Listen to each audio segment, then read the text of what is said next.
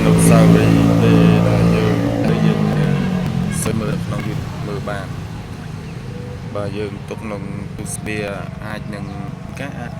បាត់ទូរស័ព្ទទៅបាក់រោមកវិញអញ្ចឹងណាបងប្អូនអាចជ្រូកការបាច់បែកបាក់ហើយជួនកាលអាចប្រពន្ធខឹងបោកតិចទីដូចខ្ទឹមអញ្ចឹងណាបងប្អូនហើយយើងមានតែ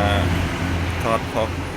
ដាក់ក្នុង YouTube ដាក់ក្នុង Facebook ពេលដែលយើងចាស់ទៅជួនកាលអាចភ្លេចភ្លាំងគ្រាន់តែយើង search ឈ្មោះរបស់យើងអញ្ចឹងណាបងប្អូនយើងអាច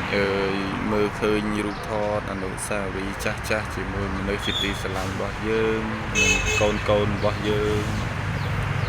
ហើយ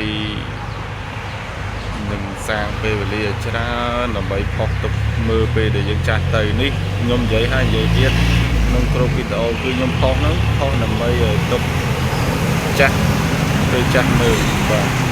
អរគុណបងប្អូនទាំងអស់គ្នាចូលជួយចុច Subscribe ជម្រាបមួយផងអរគុណ